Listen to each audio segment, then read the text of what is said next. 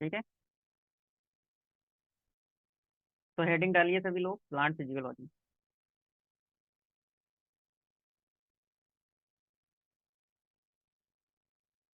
ये यूनिट है, ठीक। और इसमें जो हमारा चैप्टर होगा वो होगा ट्रांसपोर्ट इन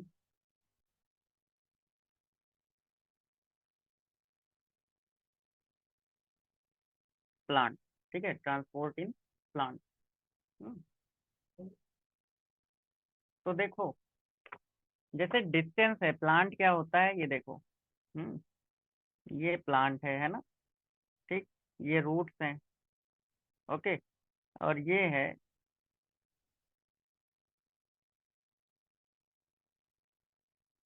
है ना, ये लीव्स हैं। तो ये जो है डिस्टेंस हो गई यहाँ से यहाँ तक की, है ना।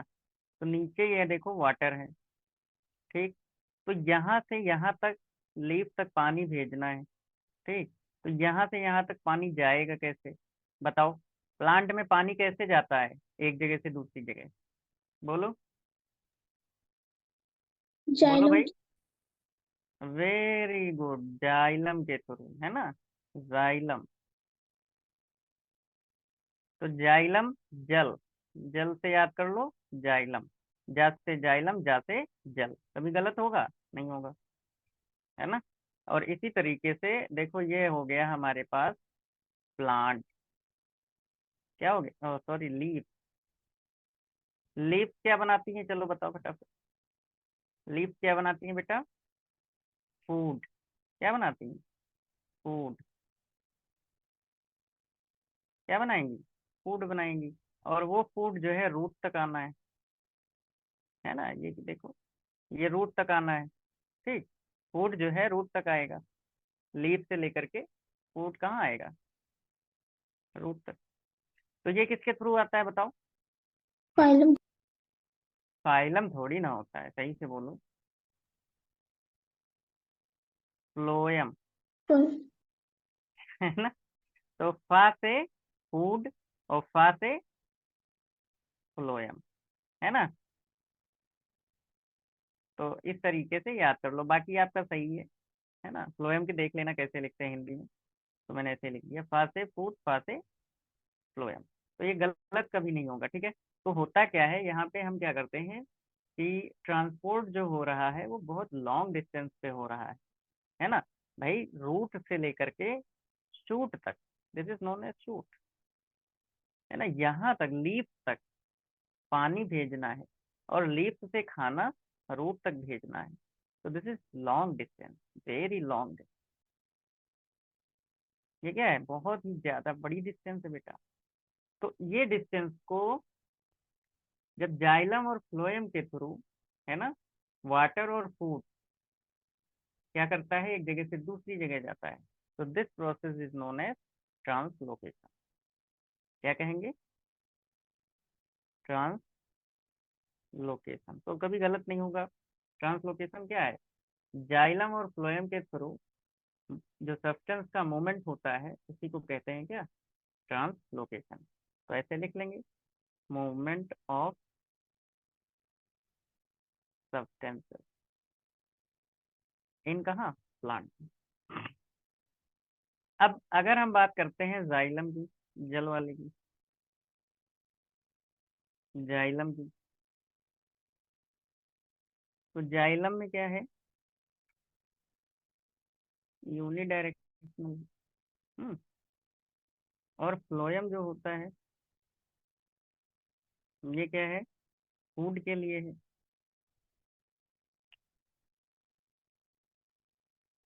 By directional. या फिर इसी को क्या कहते हैं, मल्टी डायरेक्शनल। ठीक है, तो इस तरीके से याद कर लेंगे हम लोग। और इसमें हो गया, अब इसके आगे बढ़ते हैं, मीन्स ऑफ ट्रांसपोर्ट। ट्रांसपोर्ट के अलग अलग कौन कौन से तरीके हैं तो उनको देखेंगे, ठीक है। ये हो गया बेटा। देखो फूड जो है वो बाई डायरेक्शनल होता है या मल्टी डायरेक्शनल होता है, ठीक है। लेकिन पानी जो है नीचे से ऊपर ही जाता है। खाना अगर जो है मान लो यहाँ कम पड़ गया और लीफ खाना नहीं बना पा रही है, तो खाना रूट में अगर स्टोर्ड है तो ये यहाँ से यहाँ जा सकता है। This is by directional. लेकिन रूट जो जाइलम है वहाँ ऊपर से पानी नीचे नहीं आएगा, है ना, नीचे से ही पानी ऊपर जाता है रूट के। तो इसको याद कर लेंगे। अब आगे बढ़ते हैं, है ना। ठीक है, चलिए।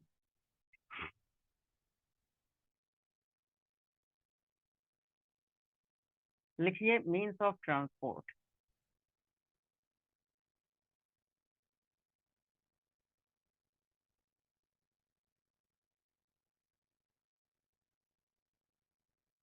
नंबर वन,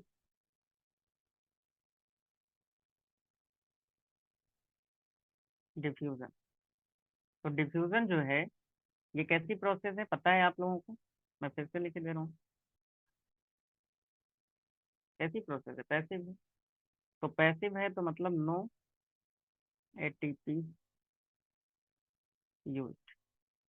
तो यहाँ पे क्या होगा बेटा? एटीपी का यूटिलाइजेशन नहीं होगा। कैसे होता है transport? High concentration to lower concentration. ठीक है, इधर से इधर की ओर। ठीक। तो this is known as concentration gradient. भाई this is high and this is low. तो इसको क्या कहते हैं बेटा? Concentration gradient. ठीक है, this is known as along the concentration gradient. तो ऐसे लिखिए, along द कंसंट्रेशन ग्रेड। अब आगे बढ़ते हैं। डिफ्यूजन जो होती है, दिस इज स्लो प्रोसेस। ये कैसी प्रोसेस है? स्लो प्रोसेस है। हम्म। अब देखो, अगर सॉलिड में अगर डिफ्यूजन की बात करते हैं, है ना, तो वो कम होगा। कोई सॉलिड सब्सटेंस है तो वहाँ डिफ्यूजन बहुत कम होगा। लिक्विड होगा तो थोड़ा होगा। गैस होगा तो बहुत ज़्यादा डिफ्यूजन होगा। तो अगर आप जो है इस एक रूम में, चैम्बर में, है ना, यहाँ पे अगर कोई गैस की बोतल रख दें, है ना, और यहाँ से स्प्रे कर दें, तो पूरे रूम में ऐसे ऐसे सारे मॉलिक्यूल डिस्पर्स आउट हो जाएंगे। हो जाएंगे ना डिस्पर्स? ठीक है, नोट कर लेंगे। तो डिफ्यूजन जो है इस तरीके से होता है। तो बस इतना याद कर लो, बाकी इसमें के जो क्वेश्चंस हैं मुझे नहीं लग रहा है कि एग्जाम में ज़्यादा बनेंगे, है ना। तो बस यहीं तक रखते हैं। इसके बाद दूसरा मेथड देखो ट्रांसपोर्ट का। दूसरा मेथड है फैसिलिटेटेड डिफ्यूजन। क्या फैसिलिटेटेड डिफ्यूजन? तो क्या होगा?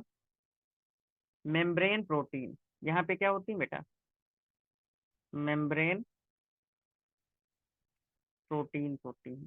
यहाँ भी आपकी जो एटीपी है वो खर्च नहीं होगी। ठीक है, this is also a type of passive, है ना। बट यहाँ प्रोटीन है, एटीपी खर्च नहीं होगी। यहाँ एटीपी यहाँ भी नहीं लगेगी। ठीक है। बट ये क्या था? हर मॉलिक्यूल के लिए जनरल है। बट ये क्या है बेटा? Very specific. ये क्या है? Very specific, sensitive to inhibitor. ठीक है। अब इनकी वजह से क्या बनते हैं, आगे फार्मा में पढ़ोगे, पोरिन चैनल। क्या बनते हैं? पोरिन्स बनते हैं। ठीक है। तो अलग अलग टाइप के पोरिन्स होते हैं जिन्हें हम क्या कहते हैं? 8 टाइप के एक्वा पोरिन्स। ये भी प्रोटीन ही है ना। तो ये पोरी चैनल बनते हैं। ठीक है, तो इनको याद कर लेंगे, बस इससे ज्यादा नहीं पढ़ेंगे। ठीक है। तो फैसिलिटेटेड डिफ्यूजन किसी प्रोटीन की वजह से होता है। ठीक है, मेम्ब्रेन प्रोटीन की वजह से होता है, जिन्हें पोरिन्स कहा जाता है ना। और इसमें भी एटीपी का यूज नहीं होता है। ठीक है। अब इसके बाद चलिए, सिम्पोर्ट, एंटीपोर्ट, यूनिपोर्ट। ठीक है। तो देखो यहीं पे लिख लेते हैं इसी में। सिम्पोर्ट। ठीक। तो सिम्पोर्ट जो होता है, जैसे दो मॉलिक्यूल हैं, एक मॉलिक्यूल ये है और दूसरा मॉलिक्यूल क्या है, बी है। दोनों एक ही डायरेक्शन में जा रहे हैं, मूव्स इन सेम डायरेक्शन। ठीक है, कहाँ मूव कर रहे हैं, सेम डायरेक्शन में मूव कर रहे हैं। ठीक है, इसके बाद देखो दूसरा, एंटीपोर्ट। तो एंटीपोर्ट में क्या होता है, दो मॉलिक्यूल हैं हमारे पास, एक मॉलिक्यूल ए है, दूसरा मॉलिक्यूल बी है। तो ए इधर घूम रहा है और ये बी इधर घूम रहा है ना। तो ये क्या हो गया, एंटीपोर्ट हो गया ना, एक दूसरे के उल्टा चल रहे हैं। तो ये मूवमेंट होता है इनमें। ठीक है, इसके बाद देख लो अगला,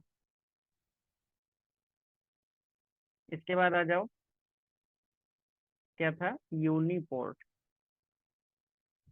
अब यूनिपोर्ट में क्या है, सारे मॉलिक्यूल एक ही दिशा में इम्पोर्ट हो गया। अब सिंगल मॉलिक्यूल है कोई, है ना, वो अपना एक दिशा में जा रहा है ना। तो this is known as uniport.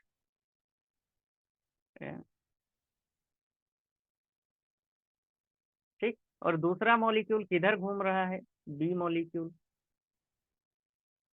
ये देखो, ये बी मॉलिक्यूल इधर जा रहा है या इधर जा रहा है, इससे इसको कोई लेना देना नहीं है ना, तो नो कंपेरिजन। ठीक, तो यहाँ पे क्या है, यूनिपोर्ट ये कंडीशन हो गई, एंटीपोर्ट ये हो गई, और सिम्पोर्ट ये हो गई। समझ में आया? अगर ना समझ में आया तो फिर से पूछ लो।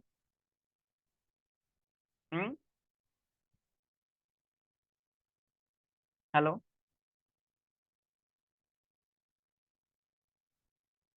ठीक है,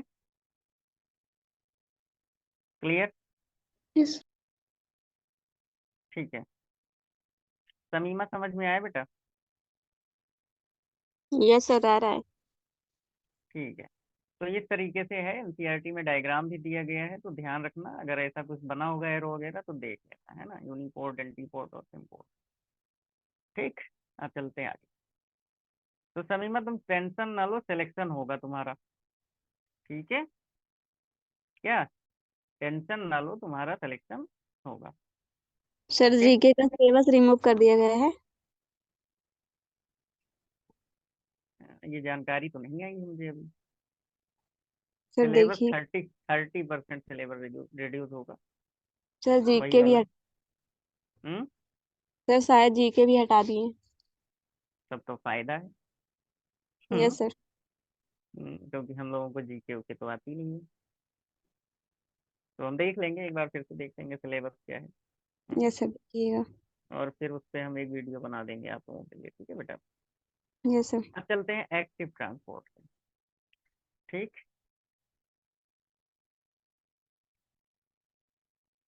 एक्टिव ट्रांसपोर्ट। ठीक, तो एक्टिव ट्रांसपोर्ट जो होता है, यहाँ पे क्या होता है बेटा, एनर्जी खर्च होती है। तो ये एटीपी यूज, एटीपी मतलब एनर्जी। ठीक है, तो एनर्जी यहाँ पे आपकी खर्च हो रही है। तो मेम्ब्रेन प्रोटीन्स जो होती हैं, इसमें क्या है, पिछले वाले में फैसिलिटेटेड में एनर्जी खर्च नहीं हो रही थी, प्रोटीन वहां भी थी, यहाँ भी है प्रोटीन, यहाँ भी प्रोटीन यूज होगी, मेम्ब्रेन प्रोटीन। बट ये क्या करते हैं, कुछ डिफरेंट काम करते हैं, ये बनाते हैं पंप। जैसे कोई शरीर में एक पंप होता है, नाम सुना होगा आपने, मैंने आपको ह्यूमन फिजियो में बताया था, है ना। तो यहाँ पे क्या है, पंप होते हैं। ठीक है, तो उन पंप में क्या होता है, एनर्जी यूज होती है। जैसे सोडियम पोटेशियम पंप पढ़ा था, वही है। ठीक है, और हमने आपको सेल में भी पढ़ाया था। ठीक है, तो आप लोग ये सब याद कर लीजिए अच्छे से, ये फिर से रिपीट हो रहा है, और इस पे ज़्यादा टाइम देने का कोई मतलब है नहीं। अंडरस्टैंड? आगे बढ़ा जाए भाई। तो यहाँ भी कैरियर प्रोटीन होंगी।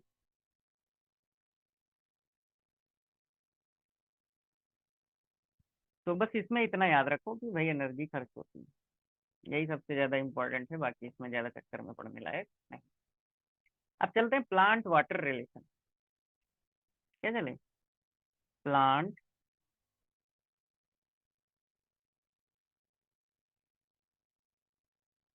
Water relationship. ठीक है, तो प्लांट वाटर रिलेशनशिप। अगर देखो बात करें भाई, शरीर में पानी कितने परसेंट होता है बताओ, वाटर कितने परसेंट होता है? हम्म, बोलो। नहीं पता।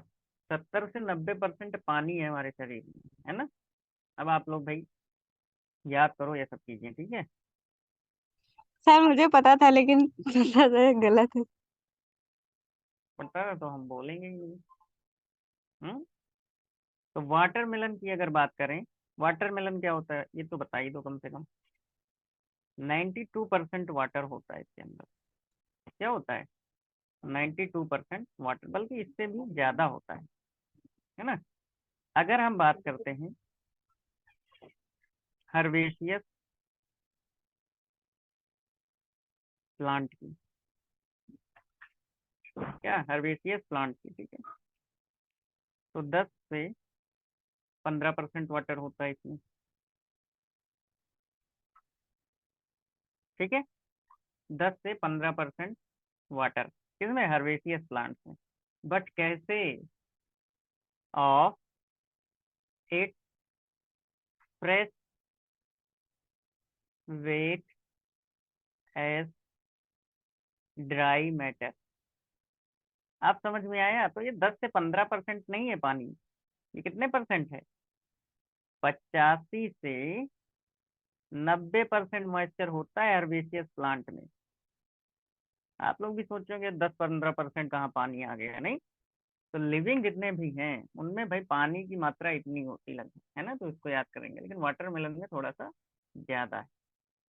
ठीक है, इसके बाद देखो, अगर हम बात करते हैं कॉर्न प्लांट की, ठीक है, तो कॉर्न प्लांट क्या होता है बेटा? भुट्टा, है ना। ये एब्जॉर्ब करता है 3 लीटर वाटर पर डे। सोचो, है ना, इसीलिए मक्का का जो खेत होता है उसमें देखो पानी बहुत लगता है ना, पानी उसमें बहुत ज्यादा जरूरत होती है।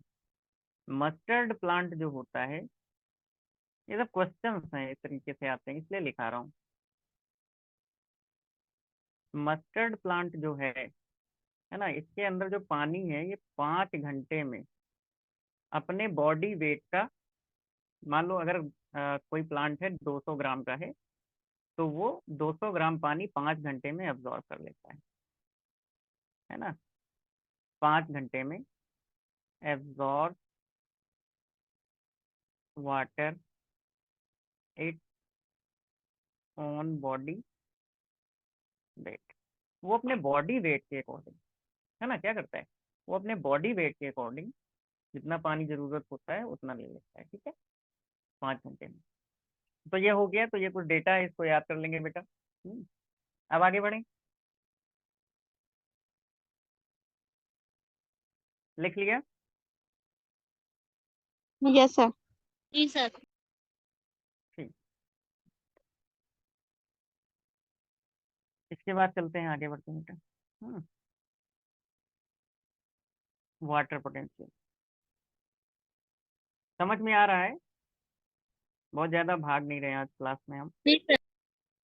और आज नेटवर्क भी सही है, लेकिन हम तारीफ नहीं करेंगे क्योंकि नेटवर्क की तारीफ करो तो भाग जाता है नेटवर्क, है ना। तो वाटर पोटेंशियल, अब चलते हैं वाटर पोटेंशियल पे। तो देखो, ये जो है psi, this is known as psi, और इसको अगर हम एस कर दें तो ये क्या हो गया? पोटेंशियल का सिंबल है। दिस इज पोटेंशियल, साई क्या है? पोटेंशियल। ठीक। तो ये जो साई एस है, this is known as solute potential. ठीक है, सोल्यूट पोटेंशियल। हम्म। और अगर हम बात करते हैं साई सी की,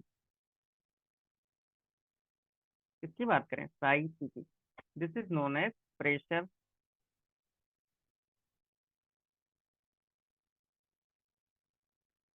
पोटेंशियल।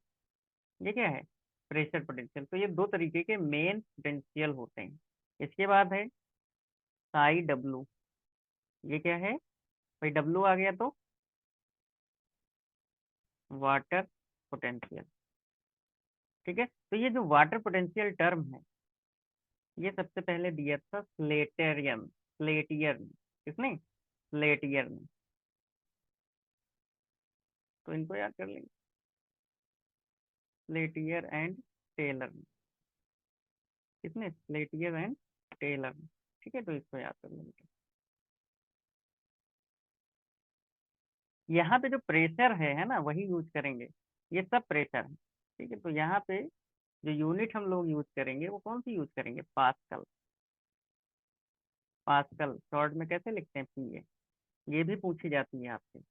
हम्म। प्योर वाटर का जो वाटर पोटेंशियल, प्योर वाटर का जो प्रेशर है वो कितना माना जाता है? Pressure potential. जो आपके पास प्योर डिस्टिल वाटर है, उसका जो प्रेशर पोटेंशियल है वो कितना होगा? 0। याद रखना। ठीक है, तो अगर हम बात करें सोल्यूट पोटेंशियल की, साई एस, तो ये हमेशा क्या होगा? This is Sai. E silent रहता है। ठीक है, तो ये कैसा होता है? Is always negative. ये कैसा होता है? ऑलवेज निगेटिव होता है। Okay, understand? अब देखो प्रेशर जो होता है, जैसे ये सेल है आपके पास, ये क्या है? Cell, nucleus. यहाँ क्या भर दिया? पानी भर दिया।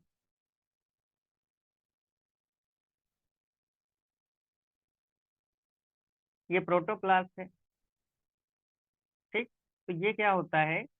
जो रिजिड वॉल है, मतलब सेल वॉल है, प्लांट में क्या होती है? सेल वॉल होती है। तो ये क्या कर रहा है बेटा? इस तरीके से क्या लगा रहा है? प्रेशर लगा रहा है इसके ऊपर। हम्म। तो ये जो प्रेशर है, this is known as pressure potential. तो जब भी कभी प्रोटोप्लास्ट, है ना, या प्रोटोप्लास्ट, है ना, प्रोटोप्लास्ट जब भी कभी प्रेशर वॉल पे लगाता है, रिजिड वॉल, ठीक, तो इस प्रेशर को हम कहते हैं प्रेशर पोटेंशियल। यहाँ पे कौन सा प्रेशर लग रहा है? कौन सा potential? This is known as pressure potential. ठीक, अब देखो डिफ्यूजन के थ्रू साइटोप्लाज्म जो है, अगर, ये तो प्रोटोप्लाज्म की बात हो गई ना, अगर जो है साइटोप्लाज्म वॉल के ऊपर प्रेशर लगाए, तो इसे हम लोग क्या कहेंगे? बोलो। Turgor pressure. क्या कहेंगे? Turgor pressure. ठीक है, this is known as types of pressure potential. ठीक है, तो इसको याद कर लेंगे। तो टर्गर प्रेशर अलग है ना, और प्रेशर पोटेंशियल अलग है। क्लियर? ये एक रिलेशन होता है, इसको याद कर लो। Water potential, psi S, pressure potential, इसको ऐसे याद कर लो आप। right, ठीक। इसमें अभी तक जो ना समझ में आया वो आप लोग पूछ लो। अगर कोई प्रॉब्लम हो तो आप लोग हमसे डिस्कस कर लो। क्लियर? बोलो।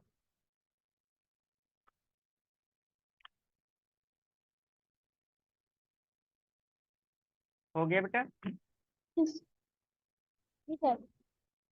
ठीक है, तो जरा सा रिवीजन कर लेते हैं हम लोग, है ना, और आप लोगों को क्या करना है?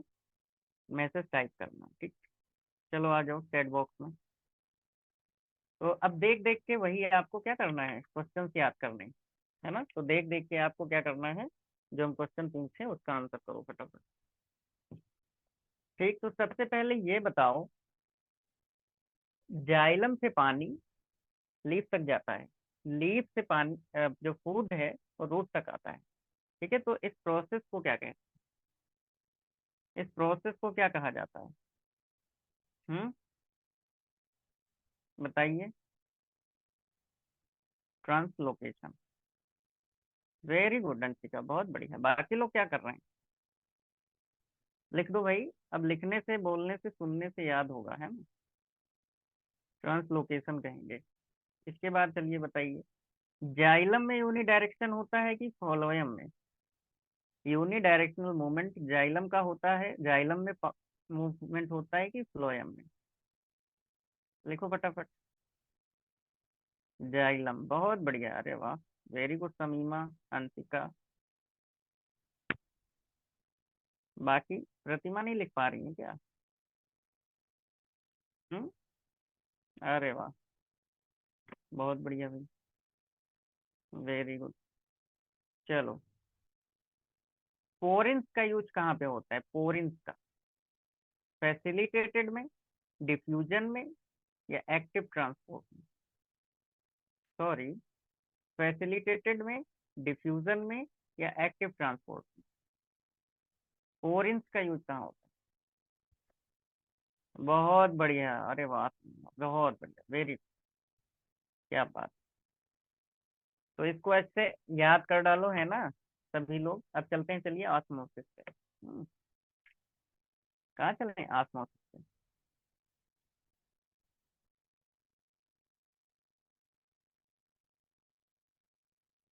ऑस्मोसिस, लिखिए। ऑस्मोसिस। तो ऑस्मोसिस कब होती है? जब सेल वॉल क्या हो, फ्रीली परमिएबल। हम्म, पूर्ण पार एकदम। तो इसको क्या कहते हैं? सॉरी, फ्रीली परमिएबल थोड़ी ना होती है। क्या होती है? Cell membrane. अच्छा, ठीक। देखो, जो सेल वॉल है वो क्या है? Freely permeable. हम्म, सेल वॉल जैसे, ये हमने सेल वॉल बनाई थी अभी, ये सेल मेम्ब्रेन, ये न्यूक्लियस है। तो यहाँ पे पानी है।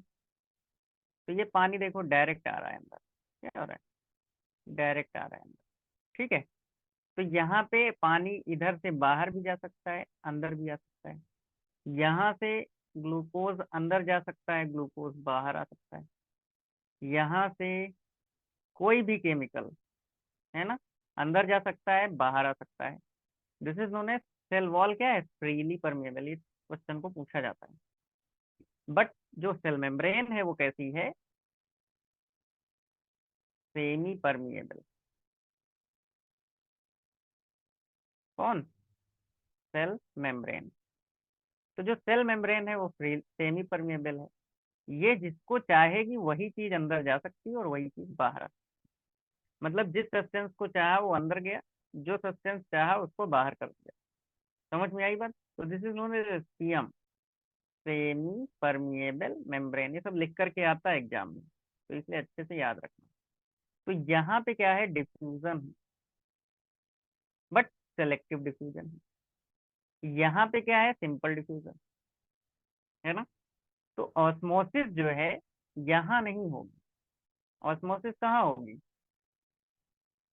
यहाँ हो। कहाँ होगी? एसटीएम। तो जहाँ कहीं भी सेमी परमेबल मेम्ब्रेन होती है, तो वहां पे क्या होता है? मूवमेंट शुरू होता है किसका? सब्सटेंसेस का, from high concentration to the lower concentration. ठीक है? या ऐसे कहें, high water potential to lower water potential. ठीक है, तो हाई वाटर पोटेंशियल से लोअर वाटर पोटेंशियल की ओर जब मूवमेंट होता है सब्सटेंसेस का, तो इसे हम क्या कहते हैं? ऑस्मोसिस कहते हैं, वाया सेमी परमिएबल मेम्ब्रेन। ठीक है। तो इसके तमाम सारे तरीके हैं जिससे हम लोग जो है पता लगाते हैं कि क्या हो रहा है। तो ये एक्सपेरिमेंट देखो मैंने भी किया था। कौन सा? Water osmometer. Potato, potato osmometer. Meter. फिर इसके बाद क्या है, थिसल,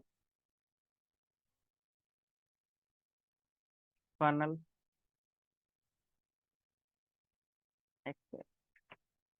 क्या, थिसल, फनल, एक्सपेरिमेंट। ये सब हमने केमिस्ट्री में भी पढ़ाया था, लेकिन सबको नहीं पता होगा तो मैं बताए दे रहा हूँ। ये देखो एसपीएम है, क्या, सेमी परमेबल मेम्ब्रेन। तो इसके ऊपर क्या है, डिफ्यूजन के थ्रू क्या होता है, यहाँ पे डिफ्यूजन को रोकने के लिए, है ना, प्रिवेंट वाटर फ्रॉम डिफ्यूजन, यहाँ से इधर न जा पाए, इधर से इधर न जा पाए, तो इसको रोकने के लिए यहाँ पे एक प्रेशर एक्सर्ट होता है एसपीएम पे, दैट इज ऑस्मोटिक प्रेशर। तो ऑस्मोटिक प्रेशर क्या करता है, ऑस्मोसिस को बंद करता है ना। जब ऑस्मोसिस रोक रहा है, रुक रही है, कम हो रही है ना, जब ऑस्मोसिस नहीं हो रही है, उस टाइम जो प्रेशर एसपीएम पे लग रहा होता है, तो उसे कहते हैं ऑस्मोटिक प्रेशर, ध्यान रखना, है ना। Osmotic pressure to check, check माने रोकना, नहीं पुलिस वाले रोकते हैं, टू चेक, क्या, ऑस्मोसिस। ये कहाँ लग रहा है, एसपीएम पे लग रहा है प्रेशर, तो इस प्रेशर को क्या कहते हैं, ऑस्मोटिक प्रेशर कहते हैं। ठीक है। ऑस्मोटिक प्रेशर जो है सबसे ज्यादा कहाँ होगा, ऑस्मोटिक प्रेशर सबसे हाईएस्ट कहाँ होगा बताओ, ऑस्मोटिक प्रेशर हाईएस्ट होगा हेलोफाइट। कहाँ पे, हेलोफाइट। हेलोफाइट क्यों कह रहे हैं, अब देख लेना, है ना, इसको याद कर लो कि हेलोफाइट में होता है। ठीक, तो इतना काफी है इसमें ऑस्मोसिस से रिलेटेड।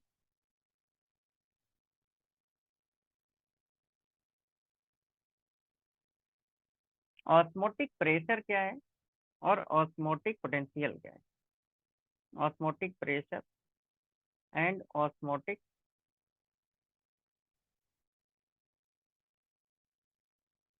पोटेंशियल,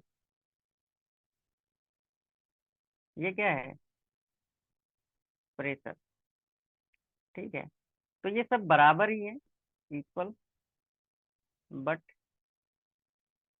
साइन क्या होगा, अपोजिट, क्योंकि वाटर पोटेंशियल जो है, हमने आपको क्या बताया, कि पोटेंशियल है वो हमेशा निगेटिव होता है ना, पोटेंशियल जो होता है वो हमेशा निगेटिव होता है, जबकि प्रेशर जो होता है वो क्या है, पॉजिटिव। ठीक है, तो इसको हम लोग याद कर लेंगे, इतना, इतना समझ में आया, बोलो। सर एक बार फिर से बता दीजिए। जो ऑस्मोटिक पोटेंशियल है और ऑस्मोटिक प्रेशर है, ये क्या होते हैं, इक्वल होते हैं, बट साइन उल्टा होता है। ठीक है, अब समझ में आया। यस तो सर। हमेशा याद कर लो, जो पोटेंशियल होता है वो क्या होगा, निगेटिव। ऐसे याद कर लो तो पोटेंशियल वाले सारे सवाल सही हो जाएंगे तुम्हारे, है ना। देखो वहां भी है, जब हमने पोटेंशियल पढ़ाया था उसमें न्यूरल सिस्टम में, तो वहां भी -70 से -40 हुआ था, थे तो माइनस ही, पोटेंशियल तो माइनस में ही था, याद आया। तो बायो में आपको पोटेंशियल माइनस में ही मिलेगा, हमेशा याद कर लो, कभी गलत नहीं होगा। ऑस्मोटिक पोटेंशियल प्योर वाटर का 0 होता है, ये याद कर लेना, ऑस्मोटिक पोटेंशियल क्या होगा, 0, ये इंपॉर्टेंट है। ठीक है बेटा, लिख लिया, यस सर। बोलो, बहुत बढ़िया भाई।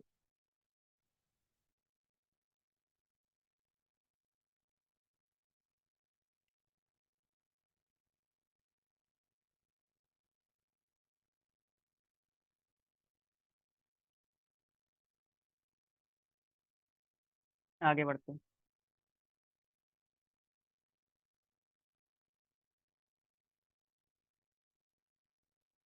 प्लाज्मो लिसिस, ठीक है, तो प्लाज्मोलिसिस ये क्या है,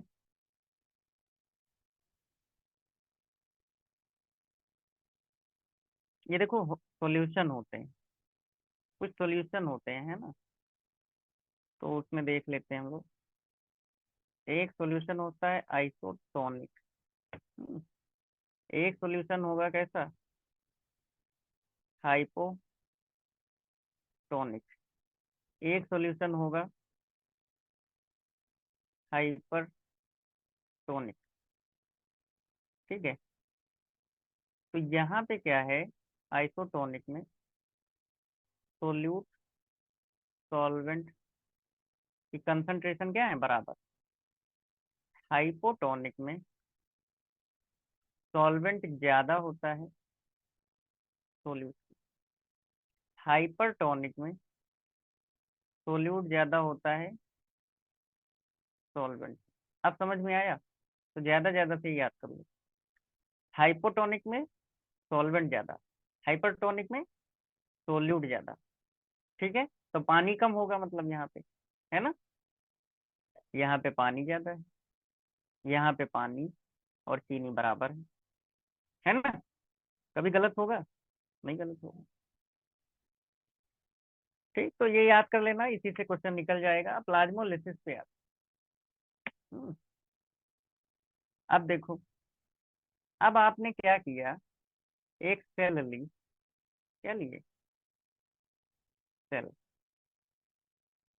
सेल को आपने आइसोटोनिक में डाला, तो भाई पानी ना अंदर जाएगा ना बाहर जाएगा, है ना। तो यहाँ पे क्या ऐसी रहेगी, नॉर्मल रहेगी सेल, नहीं।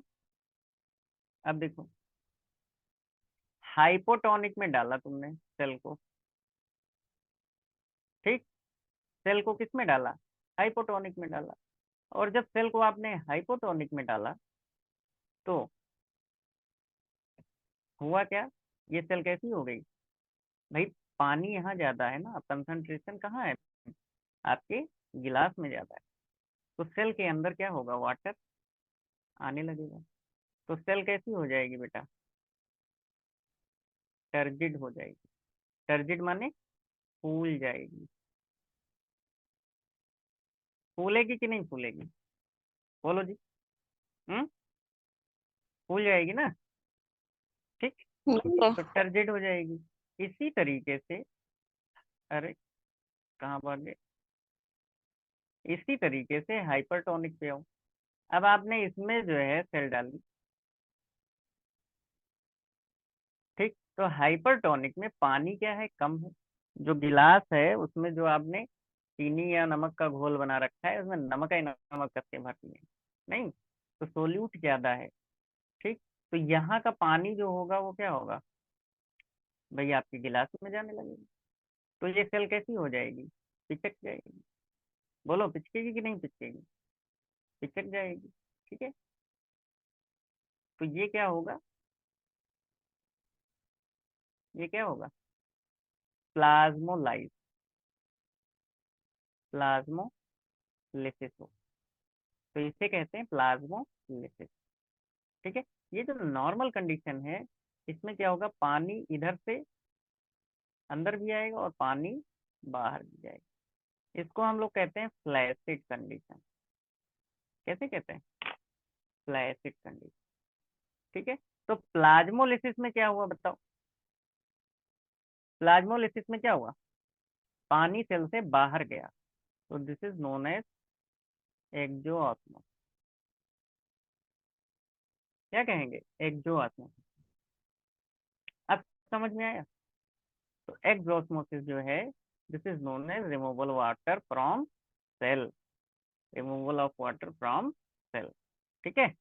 This is known as exosmosis and lead to plasmolysis. ठीक है, तो इसको याद कर लेंगे हम लोग, ये बहुत इंपॉर्टेंट है। अंशिका समझ में आया बेटा, यस सर। ठीक है। तो ये बढ़िया बढ़िया टॉपिक्स हैं, बहुत मजेदार होते हैं, है ना। अगर याद करो तो बहुत आसानी से याद हो जाता है। ठीक है, तो चलिए आगे बढ़ते हैं, बाकी सब चलता रहेगा और हम लोग याद करते रहेंगे। आज सर स्पीड बहुत स्लो है आपकी, है क्यों।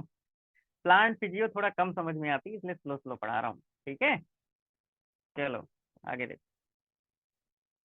भाई आप तो इंसान के डॉक्टर बनना चाहते हो, हम्म, है ना। और आप पढ़ा प्लांट रहे हो, हमारे समझ में कैसे आएगा, कैसे आए। Imbibition, this is known as imbibition, imbibition. This is also a type of diffusion. क्या होता है, डिफ्यूजन होता है। हम्म, तो यहाँ पे बस आंसर ये है कि वाटर को जो है ना, अरे अरे, वाटर जो है ये एंटर करता है सॉलिड में, ठीक। जिससे क्या हो जाता है, बल्कीनेस हो जाती है ना। जिससे क्या होता है, प्रेशर लगता है और वॉल्यूम बढ़ जाता है, ठीक है। तो देखो, absorption of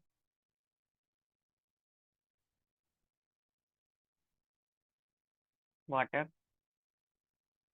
bye seed and dry Bush.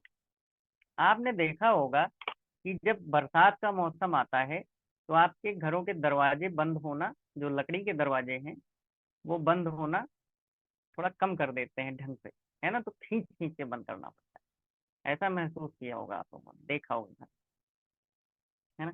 क्योंकि हुआ वहां पे हुआ क्या, उस टाइम पे मॉइस्चर बरसात में ज्यादा होता है इन्वायरमेंट में, है ना। तो वो मॉइस्चर जो लकड़ी है ना, उसमें जाके खूब सारा भर जाता है। उससे क्या होता है, इम्बिबिशन हो जाता है। और उससे क्या हुआ कि प्रेशर एक्सर्ट हो गया, तो और जो सेल वॉल वगैरह है स्ट्रेचेबल होता है थोड़ा सा, है ना, तो लकड़ी फूल जाती है। फिर गर्मियों में देखो फिर से नॉर्मल हो जाता है ना। तो this is known as imbibition. हम्म। और सीड, चना भिगो के हम लोग खाते हैं, है ना। चना, चना को अंग्रेजी में क्या कहते हैं, ग्राम सीड, ठीक। तो ये जो ग्राम सीड्स हैं इनको आप भिगो के खाते हो। भाई देखो कड़े कड़े से होते हैं इतने, है ना। और फिर जाके सुबह ये फूल जाते हैं, है ना। तो पानी इनके अंदर क्या हुआ, पहुंच गया, ठीक है। तो इम्बिबिशन हो गया। तो ये एग्जाम्पल आता है। इसके अलावा पुराने जमाने में, या पता नहीं आज भी, आजकल तो खैर डायनामाइट लगा के उड़ा दिया जाता है ना। अब देखो, जो रॉक्स हैं, इन रॉक्स मतलब चट्टान, है ना, इनको क्या किया जाता है, स्प्लिट किया जाता है। Splitting of rock and boulder, rocks and boulder, ठीक है। तो इनको क्या किया जाता है, स्प्लिट किया जाता है। अभी देखो दो चट्टाने हैं, है ना। इन दोनों चट्टानों के बीच में बहुत बढ़िया, देखो लकड़ी ले लेता हूँ। ये देखो लकड़ी के गट्ठे आपने इसमें डाल दिए, ऊपर से पानी डाल दिया, है ना। ये फूल गए। अब प्रेशर एक्सर्ट हुआ, दोनों चट्टाने क्या हुई, टूट के बिखर गई, है ना। तो पुराने जमाने में ये सब टेक्निक्स अपनाई जाती थी। आज के टाइम पे तो सब केमिकल सिस्टम है। अगार जो होता है is most efficient MB band, MB band, ठीक है। जिसमें मतलब आप जो है, जैसे वाटर है, this is MB band, chemical है ना। तो this is also a type of MB band, agar, agar gel, है ना। तो इसको आप लोग नोट कर लो, और आज यहीं तक पढ़ते हैं, इसके आगे नहीं पढ़ेंगे। लॉन्ग डिस्टेंस ट्रांसपोर्ट कल पढ़ेंगे और कल खत्म हो जाएगा। कल ये चैप्टर हम खत्म कर देंगे, ठीक है। और इसी हफ्ते में हम पूरी प्लांट फिजियो खत्म कर देंगे, ठीक। तो चलिए आज यहीं तक रखते हैं, और कुछ ना समझ में आया हो तो आप लोग पूछ लीजिए। ओके, पूछना है कुछ, बोलो।